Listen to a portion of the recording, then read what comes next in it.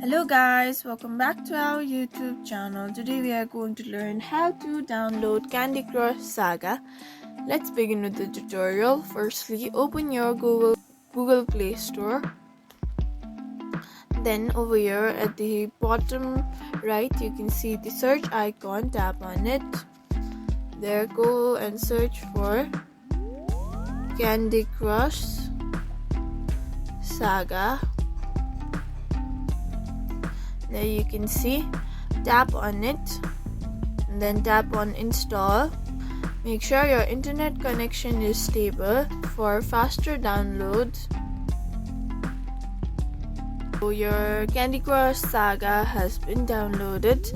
Now you can use it and enjoy playing it. Thank you for watching this video. Make sure you like, share and subscribe to our YouTube channel for more such content.